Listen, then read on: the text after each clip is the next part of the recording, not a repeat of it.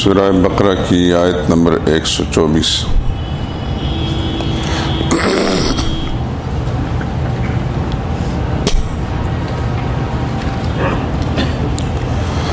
اعوذ باللہ من الشیطان الرجیم،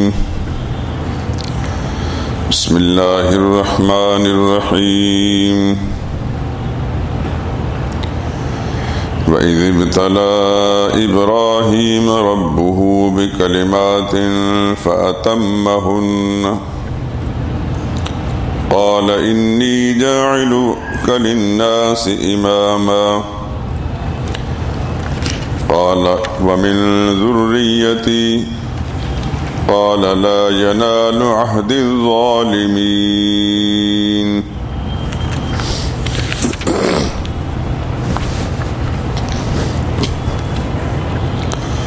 وَإِذِ ابْتَلَىٰ، اور جب آزمایا، ابراہیم ربہ، ابراہیم علیہ السلام کو اس کے رب نے، بکلمات، کئی باتوں میں، فَأَتَمَّهُنَّ، پھر اس نے وہ باتیں پوری کر دیں۔ قال، تب فرمایا، انی جاعلک، میں تجھ کو کر دوں گا، للناس اماما، سب لوگوں کا پیشوا۔ قال ومن ذریتی، کہنے لگے اور میری اولاد میں سے بھی۔ قال، اللہ نے فرمایا، لا ینال، نہیں پہنچے گا، عہدی، میرا وعدہ، الظالمین، ظالم لوگوں کو۔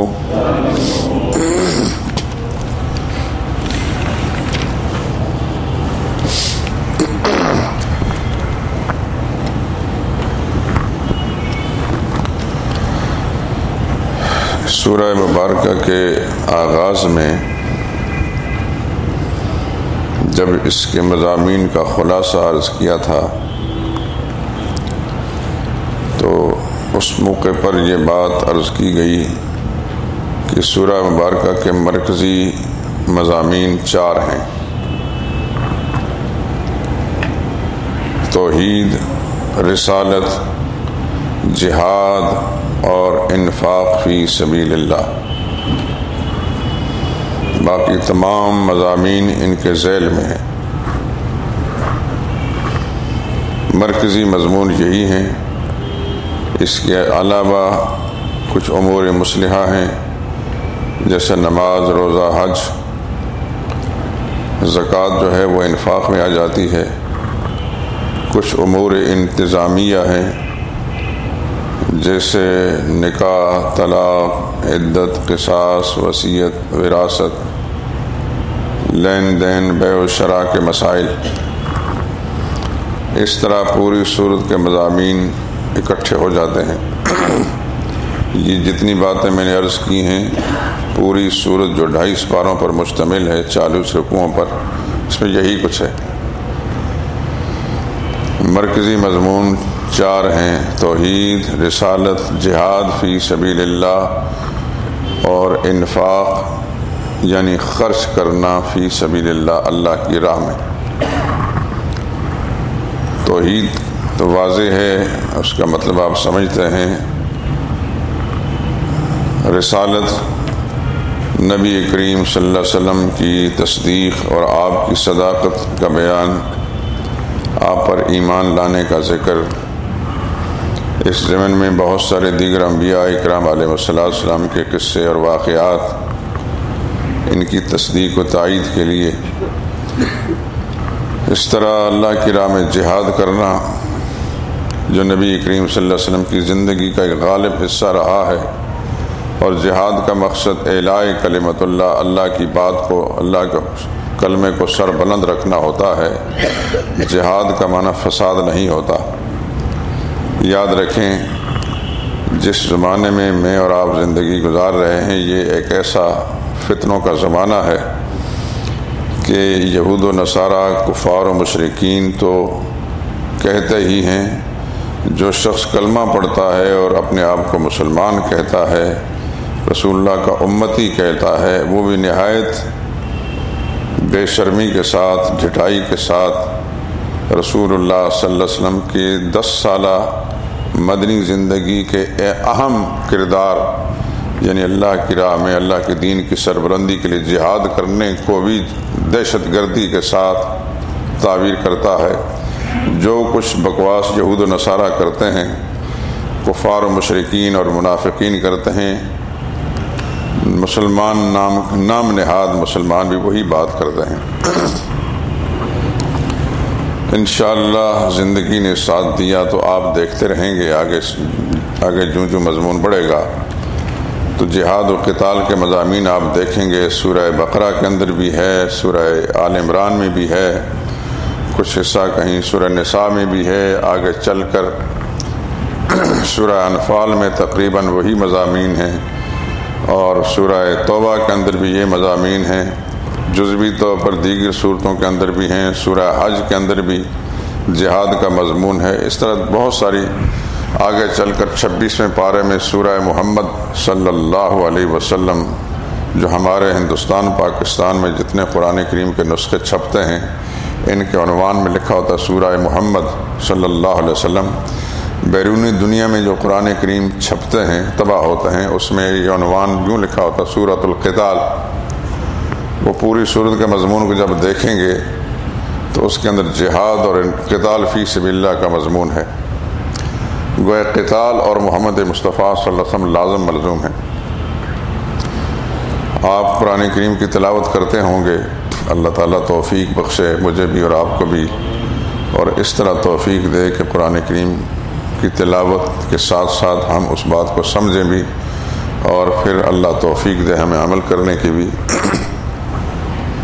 یا ایھا النبی حرض المؤمنین علی القتال، قرآن کریم میں بڑے واضح، اے میرے نبی حرض برانگیختہ کیجیے، ابھاریے، مستعد کیجیے اہل ایمان کو القتال، قتال پر۔ جاہد الکفار والمنافقین، جہاد کرو کفار اور منافقین کے ساتھ، وغلظ علیہم، ان کے ساتھ سختی کے ساتھ پیش آؤ۔ یہ کیا ہے؟ اگر قرآن اللہ کا کلام ہے، اور یقیناً ہے، تو پھر قرآن کریم کے اندر یہ باتیں لکھی ہیں۔ جو شخص جہاد و قتال کو دہشت گردی کہتا ہے وہ ڈائریکٹ اللہ تعالیٰ کی ذات پر اعتراض کرتا ہے، اللہ کے قرآن کو غلط کہتا ہے، اور ایسے شخص کا جو حکم ہے آپ خود سمجھ سکتے ہیں کہ مسلمان ہے، اس نے ایک نقاب اوڑھا ہوا ہے مسلمانی کا، اندر منافقت، کفر چھپا ہوا ہے۔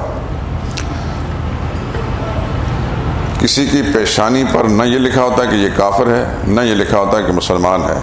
انسان اپنی سوچ اور اپنے کردار سے مسلمان ہوتا ہے، اور اپنے نظریے اور کردار سے کافر ہوتا ہے۔ محمد مصطفیٰ صلی اللہ علیہ وسلم کے جو رفقات ہیں ان کی شکلیں اور کفار منافقین کی شکلیں کوئی خاص تبدیلی نہیں تھی۔ سوچ بدلی، نبی کریم صلی اللہ علیہ وسلم کی تعلیم کے مطابق تو مومن کہلائے، اور نبی کریم صلی اللہ علیہ وسلم کی تعلیمات اور قرآن کے خلاف تو وہ کافر کہلائے اور منافق کہلائے۔ یہی صورتحال آج بھی ہے۔ جو شخص بھی اللہ کے فیصلوں کی بغاوت کرتا ہے وہ یا کافر ہے یا منافق ہے، اور جو دل و جان سے من و عن تسلیم کرتا ہے کہ جو کچھ اللہ نے فرمایا وہ سچ فرمایا، جو نبی کریم صلی اللہ علیہ وسلم فرمایا وہ سچ ہے، وہ مسلمان ہے۔ وہ 1500 سال پہلے مسلمان تھا اور آج مسلمان ہے اور آئندہ بھی رہے گا۔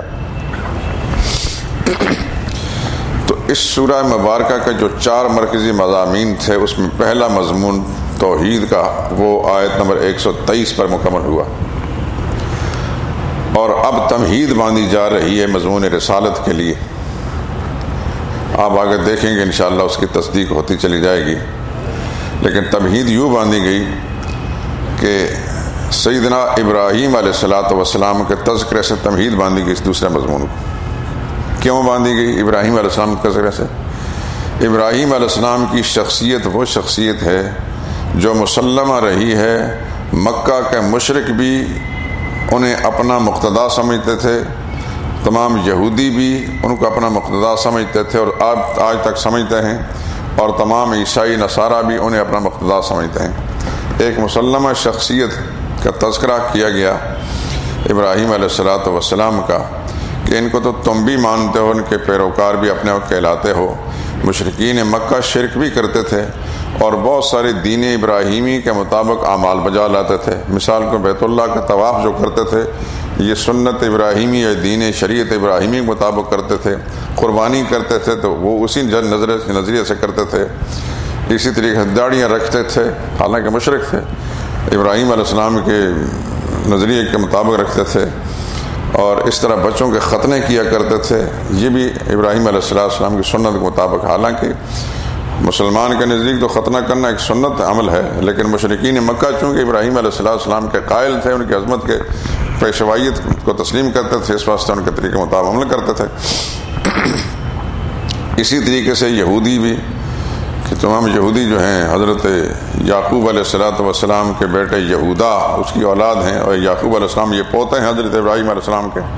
یعقوب علیہ السلام کے والد حضرت اسحاق علیہ السلام اور اسحاق علیہ السلام حضرت ابراہیم علیہ السلام کے صاحبزادے ہیں۔ اس طرح یہودی بھی ان کا مانتے تھے، اور یہودی ابراہیم علیہ السلام کو مانتے تھے، موسیٰ علیہ السلام کو مانتے تھے، اور اسماعیل دیگر بہت سارے انبیاء اکرام کو مانتے تھے۔ اور جو عیسائی ہیں وہ ابراہیم علیہ السلام کو بھی مانتے ہیں، موسیٰ علیہ السلام کو مانتے ہیں، داؤد علیہ السلام کو مانتے ہیں، زکریا علیہ السلام کو مانتے ہیں، یونس علیہ السلام کو مانتے ہیں، حتیٰ کہ عیسیٰ علیہ السلام کو بھی مانتے ہیں۔ یہودی بدبخت عیسیٰ علیہ السلام کو نہیں مانتے تھے، باقی سارے انبیاء بنی اسرائیل کو مانتے تھے۔ عیسائی جو ہیں سب کو مانتے ہیں، عیسیٰ علیہ السلام سمیت۔ لیکن یہ سارے عیسائی ہوں یا یہودی ہوں یا مشرکین مکہ محمد مصطفیٰ صلی اللہ علیہ وسلم کو نہیں مانتے۔ اور مسلمانوں کو اللہ نے یہ خوبی دی ہے کہ تمام سابقہ انبیاء اکرام کو مانتے ہیں، جن کو یہودی مانتے تھے، اور عیسیٰ علیہ السلام کو مانتے ہیں جن کو عیسائی مانتے ہیں، اور محمد مصطفیٰ صلی اللہ علیہ وسلم کو مانتے ہیں۔ اس واسطے اللہ تعالیٰ نے ان کو ایک امتیازی مقام عطا فرمایا۔ لیکن ماننے کا معنی یہ نہیں کہ ان کو نبی تسلیم کر لیا جائے لیکن ان کی تعلیمات کو نہ مانا جائے۔ یہ تو کہا جائے کہ وہ نبی ہیں اور ان کا کلمہ بھی پڑھ لیا جائے، جیسا کہ موجودہ زمان کے منافقین ایسا کرتے ہیں، لیکن باقی ساری تعلیمات رسول اللہ صلی اللہ علیہ وسلم کی نظر انداز کر دی جائیں، بلکہ زبان حال سے ان کو باطل کہا جائے۔ مثلا رسول اللہ صلی اللہ علیہ وسلم کا جو کردار تھا جہاد والا، اس کو دہشت گردی کہے اور کہے کہ میں مسلمان ہوں، تو اس کے منافق ہونے میں کوئی شک اور شبہ نہیں۔ مدینہ کا منافق اور اس دور کے منافقوں میں کوئی شک اور شبہ کی بات نہیں۔ مدینہ کا منافق بھی دل سے رسول اللہ صلی اللہ علیہ وسلم کی تعلیمات کو، ان کا طریقہ غلط سمجھتا تھا، اور آج کا منافق رسول اللہ صلی اللہ علیہ وسلم کے اس کردار کو غلط سمجھتا ہے۔ اس منافق میں اس منافق میں کوئی فرق بھی نہیں۔ اس کو یہ شرف ضرور تھا کہ اس نے صحابہ کو دیکھا تھا، صحابہ کے ساتھ کھڑے ہو کر نماز پڑھتا تھا۔ اس زمانے کے منافق کو وہ شرف بھی مل نہیں۔ اس منافق کو یہ شرف تھا کہ رسول اللہ صلی اللہ علیہ وسلم کو دیکھتا تھا، اور اس منافق کو یہ شرف تھا مسجد نبی میں حضور کی ابتدا میں نمازیں پڑھتا تھا۔ اس بدبخت کو تو یہ توفیق بھی نہیں۔ اس واسطے ان کی منافقت جو ہے اس سے سنگین ہو جاتی ہے۔ تو ابراہیم علیہ السلام کا تذکرہ چھیڑنے میں مصلحت یہ ہے کہ اس کے بعد ابراہیم علیہ السلام اور اسماعیل علیہ السلام دونوں باپ بیٹوں کے بیت اللہ کی تعمیر کا تذکرہ آئے گا کہ ان باپ بیٹوں نے بیت اللہ کی عمارت بنائی، اور اس کے بعد اللہ سے دعا مانگی، یا اللہ ہمارے سامان قبول فرما دے۔ اور پھر اس کے بعد دعا میں یہ کہ یا اللہ ربنا وبعث فیہم رسولا، یا اللہ اس شہر کے اندر ایک رسول بھیج دے جو تیرے احکام کو ان لوگوں کے سامنے سنائے، تیری آیتیں پڑھ پڑھ کر سنائے، اور اس قوم کا تذکیہ کرے اور ان کے سامنے کتاب حکمت کے فیصلہ سنائے۔ اور وہ رسول جن کے لیے ابراہیم علیہ السلام نے دعا مانگی تھی وہ آ گئے ہیں محمد صلی اللہ علیہ وسلم کی شکل کے اندر۔ تم ابراہیم علیہ السلام کو مانتے ہو تو ابراہیم علیہ السلام نے جس نبی کی دعا مانگی تھی اس کو کیوں نہیں مانتے؟ اس کو بھی مانو۔ یہ نبی جو پیغام پیش کر رہے ہیں یہ وہی پیغام جو ابراہیم علیہ السلام نے کیا تھا۔ پھر اس کے بعد حضرت یعقوب علیہ السلام کا تذکرہ آ رہا ہے سورہ مبارکہ اینڈ پر، اور اس کے اندر یہ تذکرہ بھی آ رہا ہے کہ یعقوب علیہ السلام نے وفات کے وقت اپنی اولاد کو بیٹوں کو جمع کر کے پوچھا، ما تعبدون من بعدی، میرے بعد تم کس کی پوجا کرو گے؟ تو سب نے یک زبان کہا نعبد الہک و الہ آبائک، ابا جان فکر نہ کریں، ہم آپ کے الہ کی یعنی اللہ کی عبادت کریں گے، اور آپ کے باپ دادوں کا جو الہ ہے پروردگار ہے اس کی عبادت کریں گے اور شرک نہیں کریں گے۔ تو یعقوب علیہ السلام جو ابراہیم علیہ السلام کے پوتے تھے، انہوں نے اپنی زندگی کے آخری دور کے اندر بھی اللہ کی توحید کی وصیت کی تھی اپنی اولاد کو۔ تو یہ سارے پیغمبر جو ہیں اللہ کی توحید پر کاربند تھے، تو محمد رسول اللہ بھی وہی پیغام پیش کر رہے ہیں جو ابراہیم علیہ السلام پیش کر رہے تھے، جو ابراہیم علیہ السلام کی اولاد پیش کر رہی تھی، تم کیوں نہیں مانتے اس بات کو؟ تو گویا اس انداز سے رسول اللہ صلی اللہ علیہ وسلم کی رسالت کی تصدیق اور اثبات کرایا جا رہا ہے کہ ابراہیم علیہ السلام کو مانتے ہو تو ابراہیم علیہ السلام نے جس نبی کی دعا مانگی تھی وہ نبی آ گئے ہیں، پھر ان کو بھی مانو۔ اگر ان کو نہیں مانتے تو پھر تمہارا یہ دعویٰ جھوٹا ہے کہ ہم ابراہیم علیہ السلام کو مانتے ہیں۔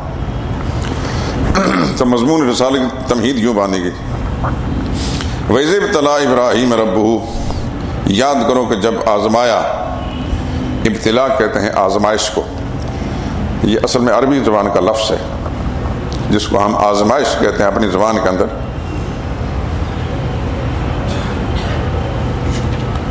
شاید یہ فارسی زبان کا لفظ ہے جو اردو میں استعمال ہوتا ہے۔ ابتلا کہتے ہیں عربی زبان میں آزمائش، جانچ، پرکھ۔ ابراہیم علیہ السلام کو آزمایا ربہ، اس کے رب نے، کس میں؟ بکلمات، چند باتوں میں۔ فأتمہن، تو اللہ کے اس پیغمبر نے یعنی ابراہیم علیہ السلام نے ان سب باتوں کو پورا کر دیا، یعنی جو پرچہ امتحان اللہ تعالیٰ نے لیا ابراہیم علیہ السلام نے اس کو پورا لکھ لیا۔ وہ باتیں کیا تھیں؟ بہت سارے لوگوں نے اس پر بڑی طبع آزمائی کی ہے۔ کسی نے کہا جی مونچھیں کتروانا، بغلوں کے بال صاف کرنا، ختنے کرانا وغیرہ ذالک، یہ باتیں تھیں۔ تو اس پر اللہ نے فرمایا کہ میں تجھے پوری دنیا کے پیشوا بنانے والا ہوں۔ یہ ایسی بات ہے، یقیناً یہ چیزیں بھی سنت ابراہیم سے ہیں۔ یہ کہ اتنا بڑا عمل نہیں کہ اس پر اللہ نے اتنا اعزاز ان کو بخشا، جو اتنے بڑے اعزاز اور انعام کا اللہ تعالیٰ ان کا اعلان کر رہے ہیں، تو وہ پھر معاملہ ہے کہ امتحان ہی بہت بڑا اونچا تھا۔ وہ امتحان یہ تھا کہ سب سے پہلے جب ابراہیم خلیل اللہ نے اللہ کی توحید کا اعلان کیا تو اپنے باپ کے سامنے جو مشرک تھا اور بت پرست بھی تھا اور بت فروش بھی تھا، بت تراش بھی تھا، اور اس کے سامنے جو ابراہیم علیہ السلام نے اللہ کی توحید کا پیغام سنایا، وہ اس سورہ قرآن کریم کے 15ویں پارے میں 16ویں پارے میں سورہ مریم کے اندر پوری تفصیل کے ساتھ آئے گا۔ ذرا آپ نکال لیجئے، ایک آنکھ دیکھ لیں تو آپ کو اندازہ ہو جائے کہ ابراہیم خلیل اللہ نے اپنے والد کے سامنے کس انداز سے تقریر کی تھی۔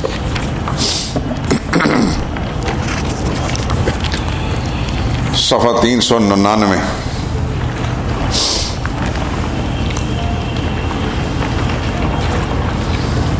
(399) 399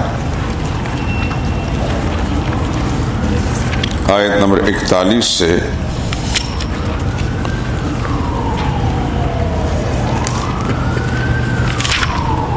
یہ پورا رکوع سمجھیں۔ وَاذْكُرْ فِي الْكِتَابِ ابراہیم، پہلی صدر ہے، میرے نبی کتاب کے اندر ابراہیم کا تذکرہ کریں۔ اِنَّهُ كَانَ صِدِّيقًا نَبِيًّا، بڑے و سچے نبی تھے۔ اِذْ قَالَ لِأَبِيهِ، جب انہوں نے کہا اپنے باپ سے، یا ابت، میرے ابا، لِمَ تَعْبُدُ، کیوں پوچھتے ہیں آپ، ما، ان کو، لا یسمعوا، جو آپ کی پکاروں کو نہیں سن سکتے، ولا یبصر، آپ کے حالات کو نہیں دیکھ سکتے، ولا یغنی عنک شیئا، اور نہ آپ کے کچھ کام آ سکتے ہیں۔ آپ ان کو مشکل کشا سمجھ کے پکارتے ہیں، وہ تو کچھ بھی نہیں کر سکتے، نہ دیکھ سکتے ہیں، نہ سن سکتے ہیں، نہ آپ کے کام آ سکتے ہیں۔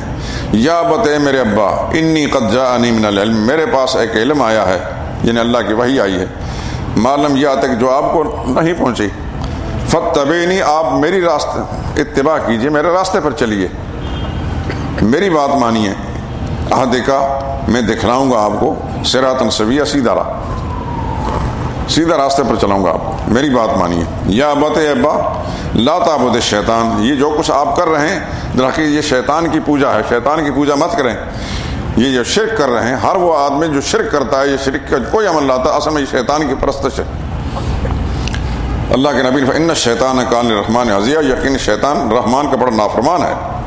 یا ابت، میرے ابا، انی اخاف، مجھے ڈر لگتا ہے، میں ڈرتا ہوں، ان یمسک عذاب من الرحمن، اگر آپ اسی شرک میں لگے رہے تو رحمان کا عذاب آ جائے گا آپ پر، فتکون للشیطان ولی، اور آپ شیطان کے ساتھی بن جائیں گے۔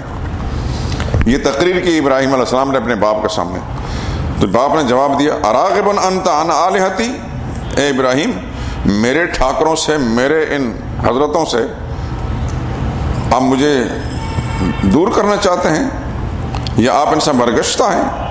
لَئِن لَّمْ تَنْتَهِ، آپ اگر ان تقریروں سے باز نہ آئے، لَأَرْجُمَنَّكَ، میں تمہیں سنگسار کروں گا، پتھراؤ کروں گا آپ پر، وَاهْجُرْنِي مَلِيًّا، دور ہو جائیں، یہاں سے نکل جائیں، میرے گھر سے نکل جائیں۔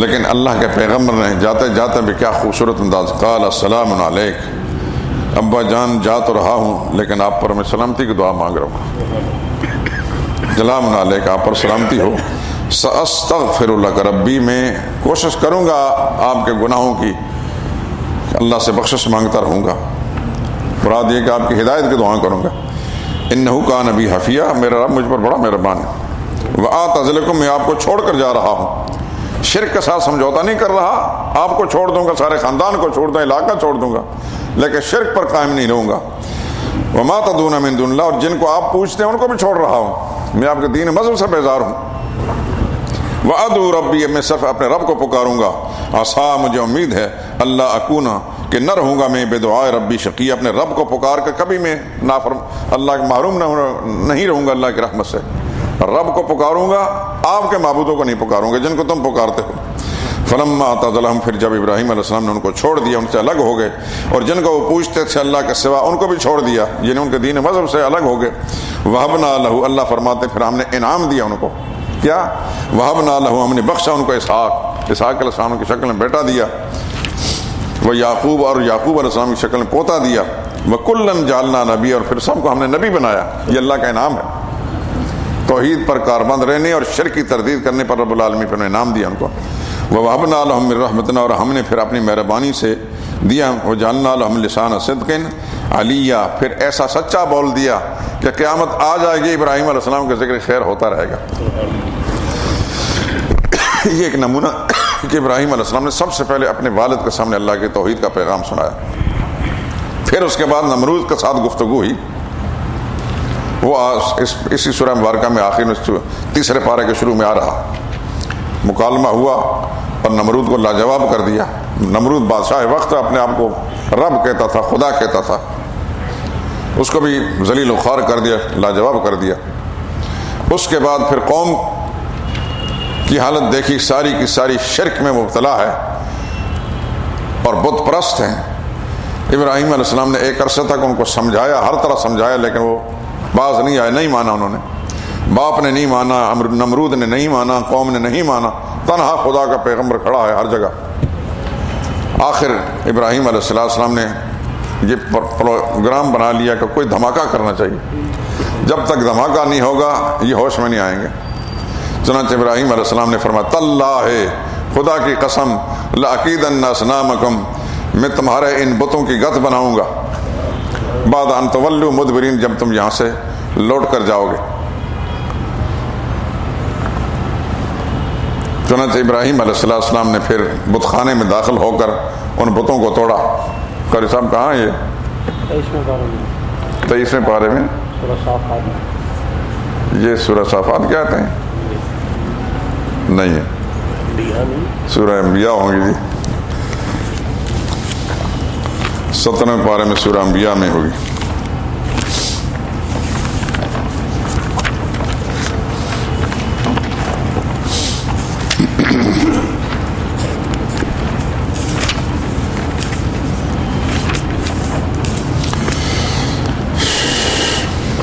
صفحہ 422 23 کو دیکھیں، اس کی آیت نمبر 57، وَتَاللَّهِ، اور اللہ کی قسم، لَأَكِيدَنَّ أَصْنَامَكُم، میں علاج کروں گا، یعنی گت بناؤں گا تمہارے ان بتوں کی، بعد ان تولوا مدبرین، جب تم یہاں پوجا پاٹ کر کے چلے جاؤ گے نا، پھر میں ان کی خبر لوں گا۔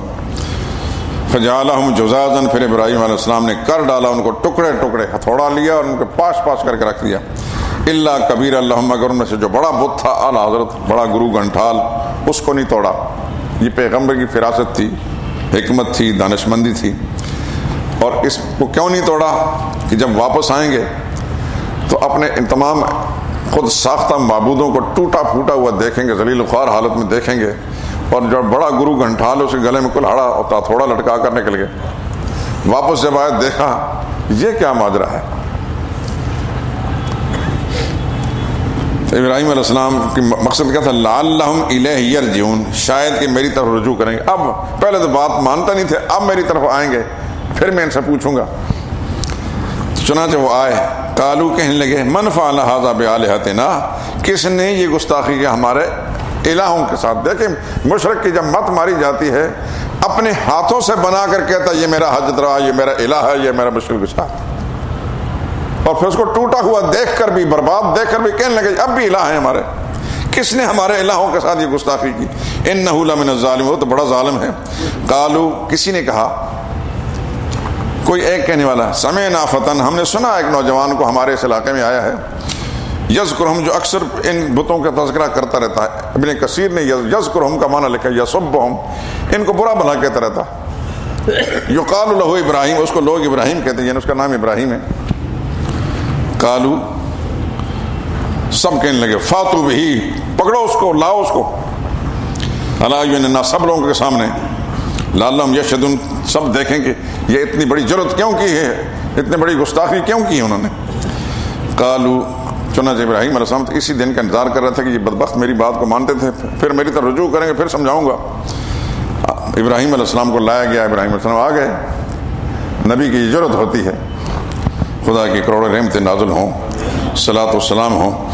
قالو، کہنے لگے انت فعلتا، کیا آپ نے یہ کام کیا ہے، ھذا، یہ کام، بآلہتنا، ہمارے معبودوں کے ساتھ، یا ابراہیم، اے ابراہیم، آپ نے یہ کہا، حضرتوں گستاخی کی ہے. قال، ابراہیم علیہ السلام نے فرمایا، بل، اس کا معنی جیسا ترجمے میں لکھا ہے، نہیں، فعلہ کبیرہم، یہ ایک بڑے کا کام لگتا ہے. یہ اعلیٰ حضرت جو ہے نا بڑے، جن کے گلے میں تھوڑا لٹک رہا ہے، اس کا کام لگتا ہے. اور پھر آج کا زمانہ ہوتا تو ہماری پولیس کہتی اعلیٰ قتل جس سے برآمد ہوا ہے اسی کو پکڑو بھائی. اس کا معنی یہ بھی ہے، قال ابراہیم علیہ السلام فرمایا، بلکہ فعلہ، کسی کرنے والے نے کیا ہے، کسی کرنے والے نے یہ کام کیا ہے.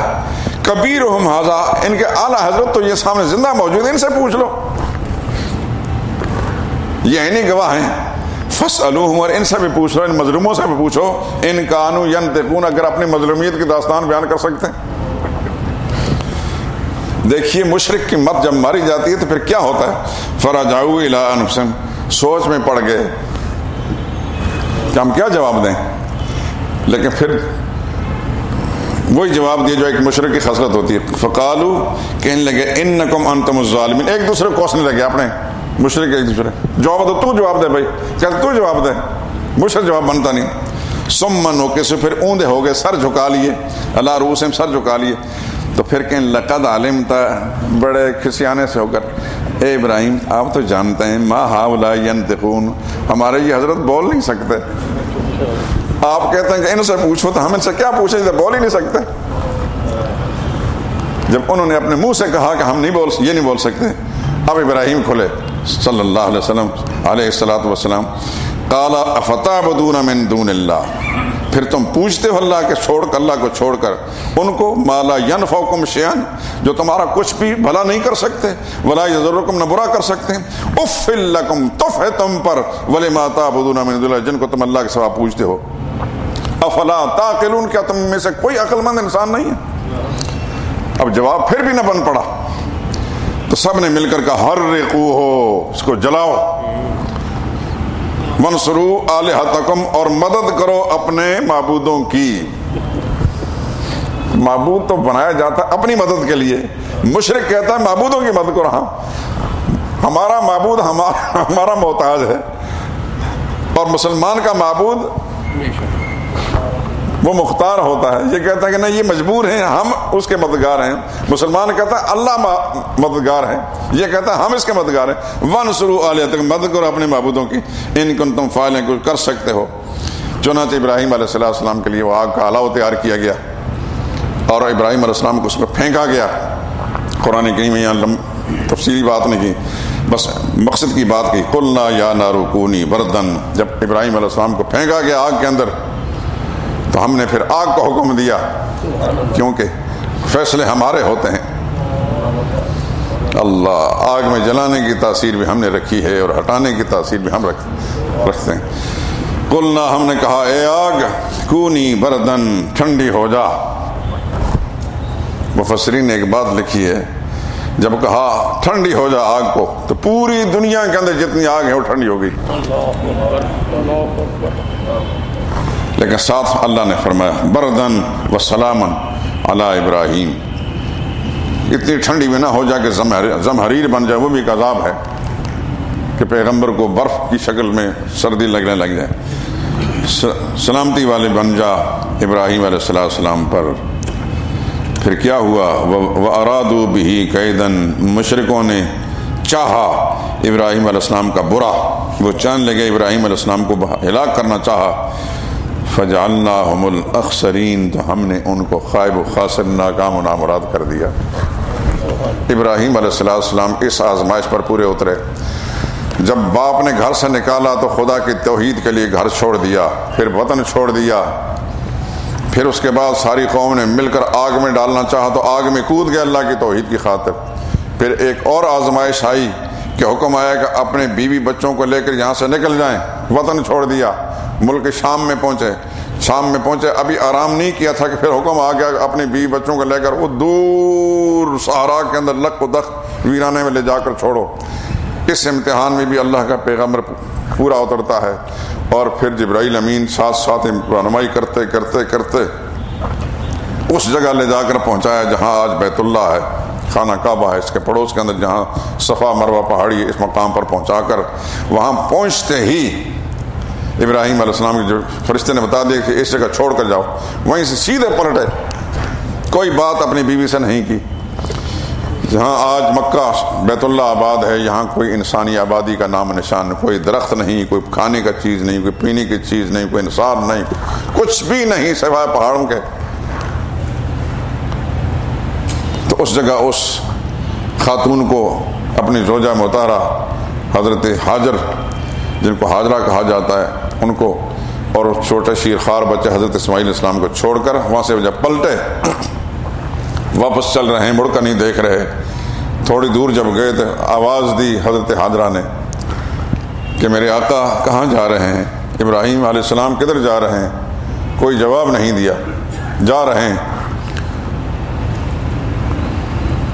پھر آواز دی کہ ہمیں کہاں چھوڑ کر جا رہے ہیں؟ کوئی جواب نہیں دیا، کیونکہ حکم یہی تھا کہ وہاں جا کر کوئی بات نہیں کرنی چھوڑ کر۔ اس کا نام ہے امتحان۔ ہم بات کرتے وقت بھی دل کے اندر ایک عجیب سی کیفیت پیدا ہو رہی ہے۔ تو جب کافی دور چلے گئے تو وہ بھی چونکہ ابراہیم علیہ السلام کی بیوی تھی، وہ بھی کوئی عام خاتون تو تھی نہیں، اللہ نے جس کا انتخاب کیا تھا ابراہیم علیہ السلام کے لیے، ایک پیغمبر کی بیوی اور ایک پیغمبر کی ماں ہے۔ اللہ اکبر۔ اور پھر اس کی ادا کو اللہ نے اتنا پسند کیا کہ آج حج اور عمرے کے واجبات میں بن گیا صفا مروہ کے درمیان دوڑنا۔ دنیا کا کوئی مسلمان خدا کے گھر کی زیارت کے لیے جائے گا تو اس کے لیے صفا مروہ کی سعی کرنا واجب ہو جائے گی۔ یہ اس خاتون کی ادھر ادھر بھاگنے، بچے کے لیے پانی کا انتظام کرنے کا بھی ادھر بھاگ رہی کہ ادھر بھاگ رہی، اس کو خدا نے شریعت کا اور دین کا ایک حصہ بنا دیا۔ تو آخر جب دور تک ابراہیم علیہ السلام جا رہے تھے، مڑ کر نہیں دیکھا، تو کہنے لگی کہ اللہ کے پیغمبر نے کبھی کوئی غلط کام نہیں کر سکتا، ایسا لگتا ہے کہ اللہ نے ان کو ایسا کرنے کا کہا ہے۔ چنانچہ یہ کہیں بولی کہ اللہ نے ایسا کرنے کا کہا ہے کہ ہمیں چھوڑ کر واپس جاؤ، تو ابراہیم علیہ السلام نے سر ہلا دی کہ ہاں ایسا کہا۔ بس مطمئن ہو کہ اذن لا یضیعنا، اگر ایسا ہے تو پھر اللہ ہمیں رسوا نہیں کرے گا، اللہ ہمیں برباد نہیں کرے، اللہ ہمارے لیے انتظام کر دیں گے۔ ابراہیم علیہ السلام واپس ملک شام چلے گئے۔ اس سے بڑا امتحان کیا ہو سکتا ہے؟ اور پھر اور اس سے بڑا امتحان کہ 13 سال 14 سال کی عمر کو جب فلما بلغ معه السعی، حضرت اسماعیل علیہ السلام چلنے پھرنے کے قابل ہو گئے، اور اسماعیل علیہ السلام بڑے بیٹے ہیں، اسحاق علیہ السلام چھوٹے ہیں، اللہ سے مانگ مانگ کر لیے ہیں، اکلوتے فرزند۔ اب اللہ کا حکم آ گیا کہ اس بیٹے کو ذبح کرنا ہے۔ ابراہیم خلیل اللہ وہ انسان تھے، اللہ کے حکم کی تعمیل میں تیار ہو گئے، چھری لی، اور ابراہیم یعنی اس وقت چھوٹے سے یہاں چھوڑ کر چلے گئے، لیکن وقتاً فوقتاً سال 6 مہینے میں آ کر ان کو دیکھ کر پھر واپس چلے جاتے، تاں کہ ابراہیم علیہ السلام آتے جاتے رہے، اور اسماعیل علیہ السلام بھی سن شعور کو پہنچ کے 12-13 سال کی عمر کو پہنچ کے، اور اس اسنا میں آپ سوچتے ہوں گے کہ اس نام پر کیا ہوا۔ حضرت ہاجرہ ادھر ادھر جب بھاگتی رہیں تو پانی کہیں سے نہ ملا، بچہ پانی کے لیے بلبلا رہا ہے۔ جہاں زمزم کا کنواں نکلا ہے اس جگہ ابراہیم حضرت اسماعیل السلام کو چھوڑ کر نیچے زمین پر ڈال کر تو ادھر صفا پہاڑی پر، تو کبھی مروہ پہاڑی پر جاتی ہیں، تو پھر واپس پھر فکر ہوتی ہے کہ یہ ویرانہ ہے، کہیں کوئی موذی جانور آ کر کوئی چیز چھوٹے بچوں نے، پھر کبھی ادھر جاتی ہیں، کبھی واپس بچوں کو دیکھنے کے لیے آتی ہیں۔ چند چکر لگائے، 6-7 چکر لگا کر واپس جب آتی ہیں تو میرا رب اپنے قدرت کاملہ کے ساتھ اس مقام پر جہاں حضرت اسماعیل علیہ السلام کے پیر رکھے ہوئے تھے، جبریل امین کو حکم دیا کہ یہاں پانی کے چشمے نکال دے۔ پانی کا چشمہ ابل رہا ہے اور پانی، ہم حضرت حاجرہ نے پھر تھوڑی سی مٹی ارد گرد کر کے چلو ہماری ضرورت کے لیے پانی۔ رسول اللہ نے فرمایا تھا خدا میری ماں حضرت حاجرہ پر، میری دادی حضرت حاجرہ پر رحم فرمائے کہ اگر وہاں بند نہ باندھتی ہو تو یہ زمزم کا چشمہ پوری دنیا میں پھیل جاتا۔ اللہ اکبر۔ دنیا کے سب پانیوں میں سے سب سے پرانا پانی جو ہے روئے زمین پر آج وہ زمزم ہے، اور دنیا کا سب سے مقدس پانی اور سب سے زیادہ قیمتی پانی۔ پوری دنیا نے ریسرچ کر لی، چیک کر لیا کہ جو کچھ ذرات انسانی صحت کے لیے مفید اللہ پاک نے اس پانی میں رکھے ہوئے زمین کے کسی پانی کے اندر بھی نہیں۔ چنانچہ وہ پانی 4 دانگے عالم کے اندر پھیل گیا۔ لاکھوں کی تعداد میں ہر سال حاجی آتے ہیں، اور لاکھوں کی تعداد میں مکہ کے باسی جو ہے صبح شام اس کو پیتے ہیں، اور حاجی اپنے ملکوں میں لے جاتے ہیں۔ اس میں اضافہ ہی ہو رہا ہے، کم نہیں ہو رہا، اور کئی ہزار سال پرانی بات ہے یہ۔ علماء نے ایک مسئلہ لکھا ہے کہ اگر کوئی شخص زمزم پینے کے بعد قسم کھا کر یہ کہے کہ میں نے حوض کوثر کے پانی سے زیادہ افضل پانی پیا ہے، تو وہ اس کی قسم غلط نہیں ہوگی، اس لیے کہ اس کا رتبہ جو حوض کوثر کے پانی سے زیادہ ہے۔ اس سے بڑھ کر ایک پانی جو ایک ہی دفعہ نکلا بے شک بے شک، اور پھر چند خوش نصیب انسانوں نے پیا، اور قیامت تک پھر وہ پانی نہ کوئی دیکھے گا نہ کوئی پیے گا۔ اور وہ پانی تھا جو حدیبیہ کے مقام میں جب رسول اللہ صلی اللہ علیہ وسلم سے صحابہ کرام نے شکایت کی کہ پانی نہیں ہے اور نماز کا وقت آ گیا، اللہ اکبر، تو حضور صلی اللہ علیہ وسلم نے فرمایا کسی کے پاس کوئی پانی کا لوٹا نہیں ہے؟ تو ایک صحابی کے پاس تھوڑا سا پینے کے لیے پانی رکھا تھا، رسول اللہ صلی اللہ علیہ وسلم منگایا اور اس لوٹے کے اندر اپنا ہاتھ مبارک ڈالا، رسول اللہ صلی اللہ علیہ وسلم کی انگلیوں سے پانی کے یوں فوارے چھوٹ گئے جس طرح کہ سرکاری نلکے سے پانی چھوٹتے ہیں۔ فرمایا کہ جس نے پینا ہے پی لو، جس نے وضو کرنا ہے پی۔ بس وہ ایک ہی دفعہ نے کہا یہ معجزانہ طور پر پیغمبر کی انگلیوں سے پانی نکلا تھا، اس کا مقام زمزم سے زیادہ اونچا ہے۔ لیکن وہ انہی خوش نصیبوں کو نصیب ہوا تھا جو رسول اللہ صلی اللہ علیہ وسلم کے صحابہ تھے رضوان اللہ علیہ مجمعین، جو بیت رضوان والے تھے۔ ایک ہی دفعہ نکلا اور ایک ہی دفعہ لوگوں نے پیا، پھر وہ قیامت تک نہ کسی نے دیکھنا ہے نہ کوئی پیے گا۔ باقی زمزم کا پانی جو ہے اس سے زیادہ افضل پانی دنیا میں کوئی نہیں، اور اس سے زیادہ مفید پانی میں دنیا میں کوئی نہیں۔ تو جب پانی نکلا تو پھر آپ دیکھتے ہیں کہ جانوروں کی یہ اڑتے جانور کسی صحرا میں کسی ویرانے کے اندر پانی نکلا تو پھر وہ منڈلاتے ہیں اس کے اندر۔ تو ان اڑتے جانوروں کو دیکھ کر پھر قافلے دائیں بائیں چلتے تھے، انہوں نے سمجھا کہ جانور جہاں جمع ہوتے ہیں یہاں لازماً یہاں کہیں پانی ہے۔ اس طرح لوگ آتے رہے دائیں بائیں سے، خدا بند کچھ کیسے انتظام کرتا ہے۔ اور پھر قبیلہ جرہم جو آیا اور پھر یہیں آ کر آباد ہو گیا، اور پھر انہوں نے یہ مکہ شہر کو آباد کیا، اور حضرت اسماعیل علیہ السلام جوان ہوئے اور اسی خاندان پھر ان کی شادیاں ہوئیں۔ تو اسماعیل علیہ السلام کو جب 12-13 سال کی عمر کو پہنچے تھے، رسول اللہ حضرت ابراہیم خلیل اللہ تشریف لائے، اللہ کا حکم آ گیا کہ اس بیٹے کو اللہ کے نام پر ذبح کر لیں۔ چھری لی اور ان کو لے کر چلے گئے مینا کی طرف جہاں قربان گاہ ہے۔ یہاں پر بھی ابلیس لعین نے پوری کوشش کی کہ ابراہیم خلیل اللہ کو اتنا بڑا اعزاز نہ ملے، چنانچہ جس جگہ جمرات ہیں شیطان کو کنکریاں مار دیں آپ، اس مقام میں شیطان ایک بڑے جثے کی شکل میں پہلے تو اس نے بڑے ہمدرد کی شکل میں روکنے کی کوشش کی۔ حضرت حاجرہ کے پاس آ کر کہنے لگا تمہیں پتہ ہے کہ تمہارا بیٹا کہاں ہے؟ انہوں نے کہا اپنے باپ کے ساتھ گیا۔ کہاں ہے؟ انسان کی شکل میں آیا۔ کہنے خدا کی بندی بھولی، وہ تو اس کو ذبح کرنے لے گئے۔ کہنے کیا بکواس کرتے، کوئی باپ اپنے بیٹے کو ذبح کرتا ہے اور وہ بھی اکلوتا بیٹا؟ تم کون ہو؟ پھر انہوں نے کہا نہیں، ابراہیم کو اللہ نے حکم دیا کہ اپنے بیٹے کو ذبح کرو۔ انہوں نے کہا اللہ نے حکم دیا تو پھر اس میں اشکال کیا ہے؟ تم کون ہوتے ہو؟ وہاں سے ناکام ہوا، پھر ابراہیم علیہ السلام کو روکنے کی کوشش کی، ابراہیم علیہ السلام نے پھر پتھر مارے اس کو، دوسری جگہ پھر رکاوٹ ڈالی، وہاں پتھر مارے، تیسری جگہ رکاوٹ ڈالی، وہاں پتھر مارے۔ یہ بھی ایک سنت واجبات ابراہیم سے بن گیا، قیامت تک کے لیے حج کا اور عبادت کا ایک حصہ بن گیا۔ ابراہیم علیہ السلام نے وہاں لٹا کر قربان گاہ کے اندر حضرت اسماعیل علیہ السلام گلے پر چھری پھیری تو اللہ نے فرمایا یا ابراہیم قد صدقت الرؤیا، آسمان والے نے حکم دیا ابراہیم تو نے جو میں نے امتحان لینا تھا سارے امتحان میں آپ نے پہلے نمبر پر پاس آئے۔ انا کذالک نجزی المحسنین، بس پلک جھپکنے سے پہلے دیکھا کہ جنت سے اللہ نے ایک مینڈا بھیجا، ابراہیم علیہ السلام کے ہاتھ سے وہ ذبح ہو گیا، اور اچانک انہوں نے دیکھا تو اسماعیل علیہ السلام ساتھ کھڑے ہیں۔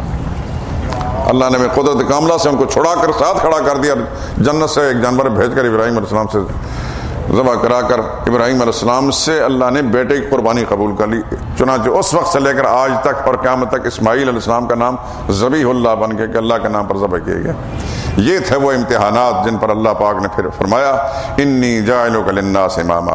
توحید کی خاطر آگ میں چھلانگ لگانے کی ضرورت پڑی تو وہاں کود گئے، توحید کی خاطر اپنی بیوی محبوب بیوی کو اپنے سے دور کرنے کی ضرورت پڑ گئی شیرخوار بچے سمیت، تو وہاں بھی اس حکم کی تعمیل کر دی، اور اللہ کے دین کی خاطر بیٹے کو ذبح کرنے کا حکم ملا وہاں پورا کر دیا۔ یہ تھے وہ بڑے بڑے امتحانات جس کو ابراہیم خلیل اللہ جیسا انسان پورا کر سکتا۔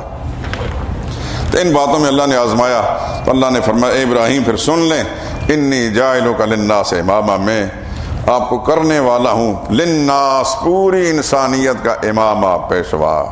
آج کے بعد کوئی مسلمان ہوگا تو آپ کا قائل ہوگا، یہودی ہوگا تو آپ کا قائل ہوگا، عیسائی ہوگا تو آپ کا قائل ہوگا، مشرک ہوگا تو وہ بھی قائل ہوگا۔ مکہ کا مشرک بھی قائل تھا، اور ہندوستان کا مشرک بھی ابراہیم علیہ السلام کو مانتا ہے۔ ابراہیم علیہ السلام کے نام کا بت ہندوستان میں موجود ہے، اس کا نام برہما ہے، یہ ابراہیم علیہ السلام کے نام کا بت ہے۔ مکہ کے مشرکوں نے ابراہیم علیہ السلام کے نام کے بت بنا کر یہ الگ بات ہے کہ کام غلط تھا، لیکن یہ بات قدر مشترک ہے کہ جس طرح مسلمان مانتا ہے اس کا عقیدہ مانتا ہے، ہندو بھی مانتا ہے، اور مشرک مکہ کے مانتے تھے، یہودی عیسائی سب مانتے ہیں۔ یہ ہے وہ اللہ کی طرف سے تاج فضیلت جو ان کے سر پر رکھا گیا اور قیامت تک کے لیے رہے گا۔ دنیا کی کوئی قوم جو رب العالمین کو مانتی ہے، چاہے وہ کافر کیوں نہ، ابراہیم علیہ السلام کی عظمت کو مانتی ہے کہ اتنا بڑا امتحان اسی شخص نے دیا، دنیا میں کون دوسرا امتحان دے سکتا ہے۔ قال ومن ذریتی، جب اللہ کی طرف سے یہ اعزاز ملا تو ابراہیم علیہ السلام کے دل میں خیال آیا کہ اپنی اولاد کے لیے بھی مانگ لوں۔ اللہ نے فرمایا لا ینال عہد الظالمین، آپ کی اولاد میں سے اگر کوئی ظالم ہوگا، کوئی مشرک ہوگا تو اس کو میرا یہ وعدہ پورا نہیں ہوگا، اس کو یہ اعزاز نہیں ملے گا۔ جو آپ کا نقش قدم پر چلے گا اس کو اعزاز ملتا رہے گا۔ چنانچہ جتنے بھی پیغمبر اللہ نے بھیجے حضرت اسماعیل علیہ السلام کی اولاد میں، ابراہیم علیہ السلام کی اولاد میں آئے۔ ابراہیم علیہ السلام کے بعد کوئی نبی بھی آیا ہے، نبی آخر الزمان محمد صلی اللہ علیہ وسلم تک، یہ سب ابراہیم علیہ السلام کی اولاد میں سے ہیں۔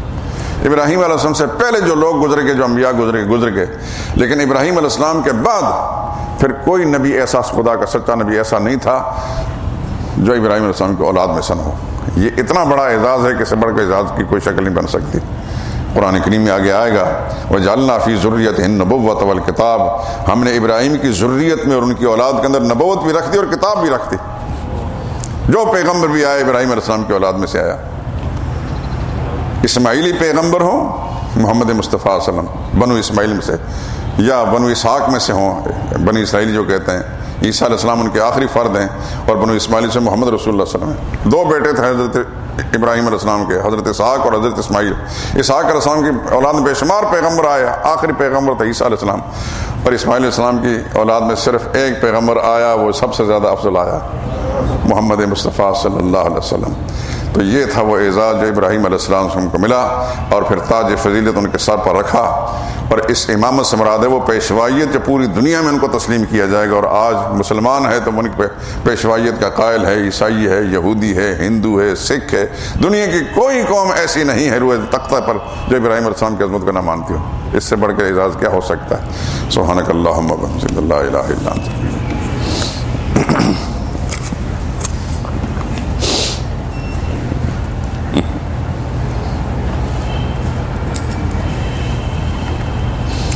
اس امامت سے مراد وہ امامت نہیں جو شیعہ کے ہاں ہے۔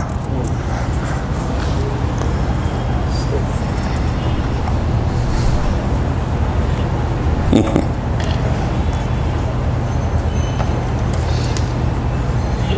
دونوں گروہ ابراہیم کے والد کو مشرک ماننے سے انکاری ہیں۔ بات یہ ہے کہ قرآن کریم تو کہتا ہے کہ اذ قال ابراہیم لابیہ آزر، ابراہیم علیہ السلام نے اپنے باپ آزر سے کہا اتتخذ اصناما آلہہ، کہ آپ بتوں کو اپنا الہ مانتے ہیں۔ تو جو کہتا ہے کہ ابراہیم علیہ السلام کے والد مشرک نہیں تھے، اس کا معنی وہ قرآن کا منکر ہے، ایسے لوگوں کا کیا اعتبار؟ چھوڑیں، ہم تو اس کی بات کر رہے ہیں کہ جو اللہ کے قرآن کو مانتا ہے، نبی کریم صلی اللہ علیہ وسلم کے فرمان کو مانتا ہے۔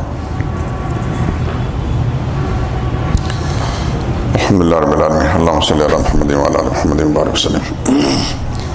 یا اللہ ہمارا بیٹھنا بیان کرنا سننا قبول فرما، قرآن کریم کے نور سے ہمارے دل و دماغ کو منور فرما، اس کی تعلیمات سے ہمارے گھروں کو آباد فرما۔